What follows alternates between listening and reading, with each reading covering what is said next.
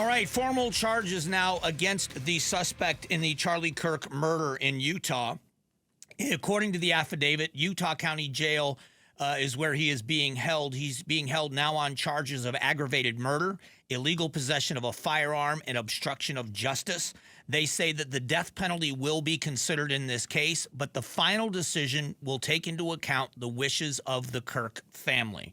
So all of that is the latest news that we have. They are saying that they have found DNA evidence, and the DNA evidence is on the gun, specifically on the trigger. They found the suspect's DNA on the trigger of the firearm. He is not cooperating. The obstruction of justice charge is one of those. The illegal possession of a firearm is the other. It is going to be, it is such a mix of emotions for me, and I was not close to Charlie Kirk. I have so many friends, so many people I consider to be friends that were very close to him. This has been a devastating occurrence in the lives of so many. And I had a conversation this morning with Megyn Kelly. Megyn Kelly, that is just obviously such a famous broadcaster, podcaster. She is doing bringing her show, Megyn Kelly Live, will be at Desert Diamond Arena in November, I believe November 22nd. Go to megynkelly.com in order to buy tickets. We're going to be giving tickets away and talking about this all next week. But in talking with her, the emotion in her voice, the people that knew him loved him dearly. There is a lot of misconceptions about who he is. I want to play this Jillian Michaels clip again.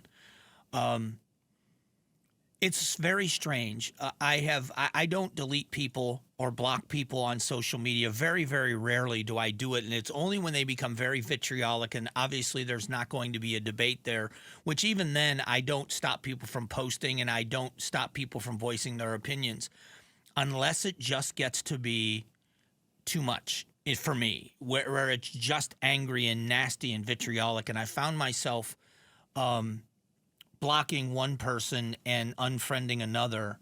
And one of them I still consider a friend and hope that we can renew our friendship. It bothers me that we can't. But it's very obvious to me that these people that are doing this, that are saying these things, don't know anything about Charlie Kirk.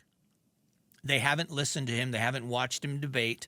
They either have a very small sample that's taken out of context, or it is the characterization of what he said by someone that hates him. Because I've watched videos, and I've been watching more and more of them. He was someone that wanted to debate. There was, on a college campus, there was a college student that asked him flat out, "Do you hate the LGBTQ community?" And he had a confused look on his face, and he said, "No. He said, "If you ask me about marriage, I will tell you that my belief is marriage is between a man and a woman. But how could I hate someone because they make a different lifestyle choice than me?" And that's the way he behaved over and over and over again. And you hear all these things about him saying he's homophobic.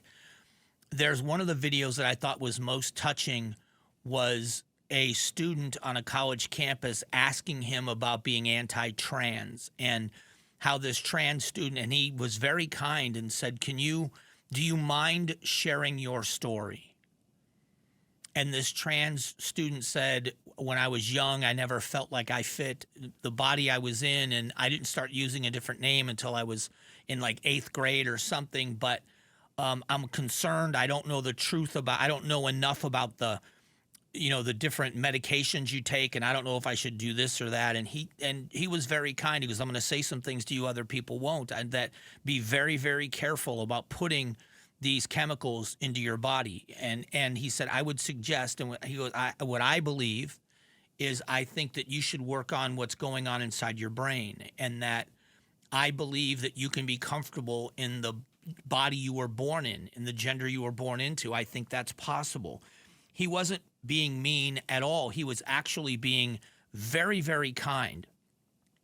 Now, there are those that disagree with that sentiment, that you can't, that it's not something that you can change in your mind, or should, which you don't have to argue about it. It is what it is. Your opinion's different than his, but the idea, the other one that was very, very vocalized by people is what he said about the Civil Rights Act.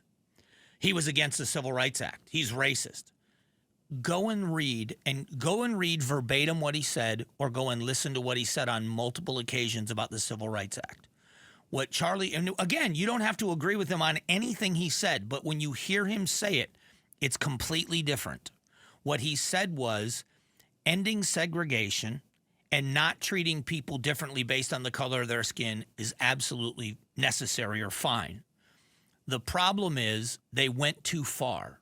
And the DEI language that was written into the Civil Rights Act is now being used to allow biological men in girls' locker rooms and biological men to play in girls' sports.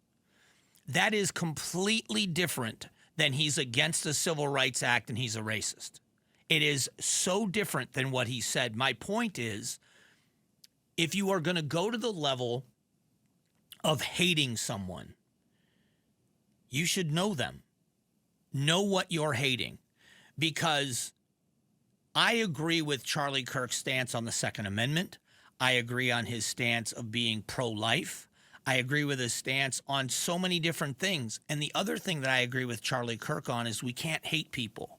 It's also, I consider myself a Christian, and I will tell you that I am the most fallible Christian on this planet. I am someone, if you're looking for a Christian example, I shudder at the idea that you're looking at my life at times. But Charlie Kirk said, my faith prohibits me from hating people, and I don't believe he hated anyone.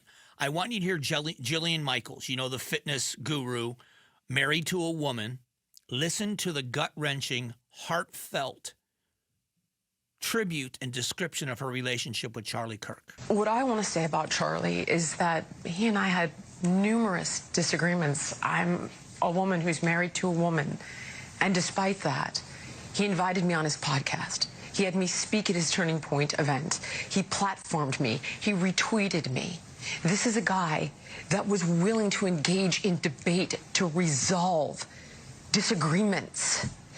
And the fact that I am seeing celebration, and I'm not going to point fingers. I'm not going to make this about any red, blue. I don't want to be divisive here, but this is disgusting.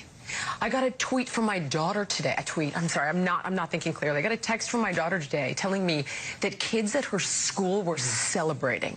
Okay, at my daughter's high school. Something is wrong in this country. The divisiveness, the rhetoric, the othering has got to stop now.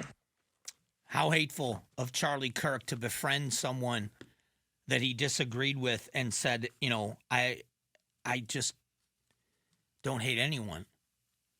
This is an abomination, and I'm glad that people are beginning to speak out to clarify who Charlie Kirk was. Thanks for watching the Mike Broomhead Show. Tap to watch and listen to the new season of Amazing Arizonans, a KTAR News podcast. You can also click the button in the middle to subscribe.